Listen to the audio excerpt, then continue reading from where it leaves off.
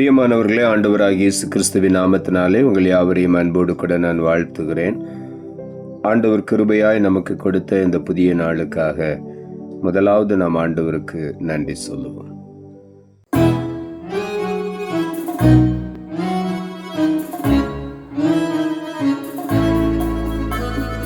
வல்லமையுள்ள தேவனவர், நித்ய பிதா சமாதான பிரபு. வல்லமையுள்ள தேவனவர், நித்ய பிதா சமாதான பிரபு. ஆலோசனை கர்த்தா, ஆலோசனை கர்த்தா. நமக்கொரு பாலகன் பிறந்தார், நமக்கொரு குமாரன் கொடுக்கப்பட்டார். நமக்கொரு பாலகன் பிறந்தார், நமக்கொரு குமாரன் கொடுக்கப்பட்டார். இந்த நாளுக்கென்று ஆண்டவர் கொடுக்கிற ஒரு வார்த்தை செப்பனியா தீர்க்கதரிசன புஸ்தகம் 3வது அதிகாரம் 17வது வசனம். செப்பனியா 3:17. உன் தேவனாகிய கர்த்தர் உன் நடுவில் இருக்கிறார், அவர் வல்லமையுள்ளவர், அவர் ரட்சிப்பார். இந்த காலை வேளையில் ஆண்டுடைய வார்த்தை சொல்லுகிறது, நம்முடைய தேவனாகிய கர்த்தர் வல்லமையுள்ளவர். ஏசாயா தீர்க்கதரிசிக்கு ஆண்டவர் வெளிப்படுத்தின வெளிப்பாட்டில் ஆண்டவராய் இயேசு கிறிஸ்துவை குறித்து அவருடைய நாமங்கள், அவர் அதிசயமானவர், ஆலோசனை கர்த்தா, இந்த 2 நாமங்களையும் நாம் தியானித்தோம். இந்த நாளிலே அவர் வல்லமையுள்ளவர் என்கிற நாமத்தை தியானிக்கிறோம். இந்த காலை வேளையில் ஆண்டுடைய வார்த்தை சொல்லுகிறது, உன் தேவனாகிய கர்த்தர் உன் நடுவில் இருக்கிறார், அவர் வல்லமையுள்ளவர், அவர் ரட்சிப்பார். ஆண்டவராகிய தேவன் நம் நடுவில் வாசமாயிருக்கிற தேவனாயிருக்கிறார். அவர் வல்லமையுள்ள தேவனாய் நம்மோடு கூட இருக்கிறார். ஆகவே நாம் எதை குறித்து பயப்படாதபடி, கலங்காதபடி கர்த்தரை மாத்திரம் பற்றி கொண்டிருப்போம். நிச்சயமாகவே அவர் நம்மை ரட்சிப்பார், நம்மை மேன்மைப்படுத்துவார். லூக்கா எழுதின சுவிசேஷம் 1ஆம் அதிகாரம் 49ஆம் வசனம் இப்படியாய் சொல்லுகிறது, வல்லமை உடையவர் மகிமையானவைகளை எனக்கு செய்தார், அவருடைய நாமம் பரிசுத்தமுள்ளது. ஆண்டவராகிய இயேசு கிறிஸ்து பூமியிலே வெளிப்படுவதற்கு தெரிந்து கொண்ட பாத்திரம் மரியாள். மரியாளுடைய வாழ்க்கையில தான் பரிசுத்த ஆவியானவர் அவள் மேல் நிழலிட்டவுடனே அவள் பாடுகிறார், வல்லமையுடையவர் மகிமையானவைகளை எனக்கு செய்தார், அவருடைய நாமம் பரிசுத்தமுள்ளது என்று. இந்த காலை வேளையிலே நம்முடைய தேவன் வல்லமையுடைய தேவன், அவர் வல்லமையுள்ளவர். ஆகவே இந்த காலை வேளையிலே அவருடைய வல்லமையை நாம் பெற்றுக்கொள்ளும் பொழுது நாம் ஆண்டவருக்கு மகிமையான பாத்திரங்களாய் ஜொலிக்க முடியும்.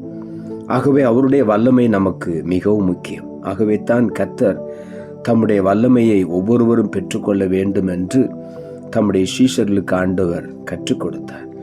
உன்னதத்திலிருந்து வரக்கூடிய வல்லமையை, பலனை பெற்றுக்கொள்ளும் வரைக்கும் நீங்கள் எருசலேமிலே காத்திருங்கள் என்று சொன்னார். கர்த்தருக்கு காத்திருக்கிறவர்கள் பலன் அடைவார்கள். இந்த காலை வேளையிலே ஆண்டவருடைய வார்த்தை சொல்லுகிறது, அவர் வல்லமையுள்ள தேவன், அவர் ரட்சிப்பார். அவர் நம் நடுவில் வாசம் பண்ணுகிற தேவனாயிருக்கிறார். ஆகவே கர்த்தர் நம் வாழ்க்கையின் நடுவில் இருக்கும் பொழுது நாம் எதை குறித்தும் கலங்க வேண்டாம், பயப்பட வேண்டாம். அவர் எல்லா காரியத்தையும் பார்த்து கொள்வார். 1 நாளாகமம் 29ஆம் அதிகாரம் 12ஆம் வசனம் இப்படியாய் சொல்லுகிறது, ஐஸ்வர்யமும் கனமும் உம்மாலே வருகிறது, தேவரீர் எல்லாவற்றையும் ஆளுகிறவர், உம்முடைய கரத்திலே சத்துவமும் வல்லமையும் உண்டு, எவரையும் மேன்மைப்படுத்தவும் பலப்படுத்தவும் உம்முடைய கரத்தினால் ஆகும் என்று இங்கே எழுதப்பட்டிருக்கிறது. ஐஸ்வர்யம் கனம் கர்த்தரிடத்திலிருந்து வருகிறது. எல்லாவற்றையும் ஆளுகிற தேவன் நம்மோடு கூட இருக்கிறார். அவர் வல்லமையுள்ள தேவன். அவருடைய கரத்திலே சத்துவமும் வல்லமையும் இருக்கிறது. அந்த வல்லமையினாலே ஆண்டவர் எந்த ஒரு மனிதனையும் மேன்மைப்படுத்தி பலப்படுத்தி உயர்த்துகிற தேவனாயிருக்கிறார். ஆகவே இந்த காலை வேளையிலே அவருடைய வல்லமை நம்மை உயர்த்தும் என்பதை நாம் அறிந்து கொள்ள வேண்டும். அவர் நம் நடுவில் இருக்கிறது மாத்திரமல்ல, நம்மை உயர்த்துகிற தேவனாயிருக்கிறார். அவருடைய கரத்திலே சத்துவமும் வல்லமையும் இருக்கிறது. நம்மை மேன்மைப்படுத்த பலப்படுத்த அவருடைய கரத்தினால் ஆகும் என்று வேதம் சொல்லுகிறது. இந்த காலை வேளையில் ஒருவேளை மனுஷர்களினால் உங்களுக்கு வரவேண்டிய மேன்மையை தடை பண்ணியிருக்கலாம். ஆனால் இந்த காலை வேளையில ஆண்டவர் சொல்லுகிறார், உன்னை நான் மேன்மைப்படுத்துவேன், நான் உன்னோடு கூட இருக்கிறேன், நான் வல்லமையுள்ள தேவனாய் இருக்கிறேன். என்னுடைய கரத்தினாலே எந்த ஒரு மனிதனை மேன்மைப்படுத்த பலப்படுத்த முடியும். ஆகவே நீ என் கரத்தில் அடக்கி இருக்கும் பொழுது நான் உன்னை மேன்மைப்படுத்துவேன். என்னை முழுவதுமாய் நம்பும் பொழுது உன்னை நான் உயர்த்தி மேன்மைப்படுத்துவேன் என்று இந்த காலை வேளையில் ஆண்டவர் சொல்லுகிறார். ஆகவே கர்த்தரை நம்புவோம். ஏற்ற காலத்திலே அவர் நம்மை உயர்த்தும்படி அவருடைய பலத்த கரத்துக்குள் நாம் அடங்கி இருப்போம். 2 நாளாகமம் 16ஆம் அதிகாரம் 9ஆம் வசனம் சொல்லுகிறது, தம்மை பற்றி உத்தம இருதயத்தோடு இருக்கிறவர்களுக்கு தம்முடைய வல்லமையை விளங்க பண்ணும்படி கர்த்தருடைய கண்கள் பூமி எங்கும் உலாவிக் கொண்டிருக்கிறது. ஆண்டவருடைய கண்கள் பூமி எங்கும் உலாவிக் கொண்டிருக்கிறது. எதற்காக? உத்தம இருதயத்தோடு இருக்கிறவர்களை தேடி தம்முடைய வல்லமையை அவர்கள் மூலமாய் விளங்க பண்ணும்படியாய். இந்த காலை வேளையில வல்லமையுடையவர் மகிமையான காரியங்களை எனக்கு செய்தார் என்று இங்கே மரியாள் பாடுகிற அந்த பாடல், இன்றைக்கு நம்முடைய வாழ்க்கையிலும் அவர் மகிமையான காரியங்களை செய்ய போகிறார். அவர் உத்தம இருதயத்தை தேடிக்கொண்டிருக்கிறார். காரணம், அவருடைய வல்லமையை வெளிப்படுத்துவதற்காக.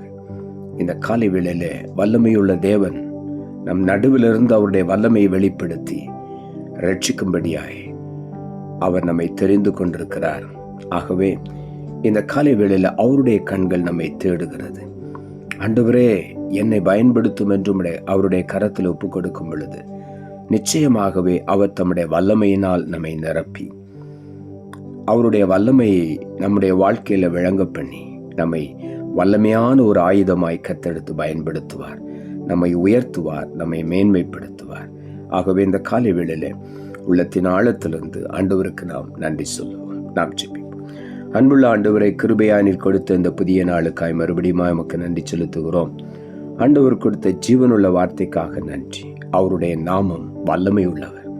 உன் தேவனாகிய கர்த்தர் நடுவில் இருக்கிறார், அவர் வல்லமையுள்ளவர், அவர் ரட்சிப்பார் என்ற வார்த்தையை கொடுத்தீர். வசனத்தை கேட்டுக்கொண்டிருக்கிற ஒவ்வொருடைய வாழ்க்கையிலும் இன்றைக்கு ஒவ்வொருவரும் ஆண்டவருடைய வல்லமையினால் மேன்மைப்படுத்தப்பட, பலப்படுத்தப்பட, மகிமையான காரியங்களை பெற்றுக்கொள்ள ஒவ்வொருவருக்கும் உதவி செய்யும்.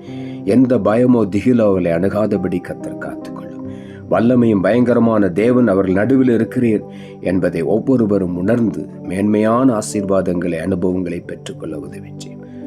தாழ்த்துகிறோம். இரட்சகர் இயேசுவின் நாமத்தில் ஜெபிக்கிறோம் நல்ல பிதாவே, ஆமென்.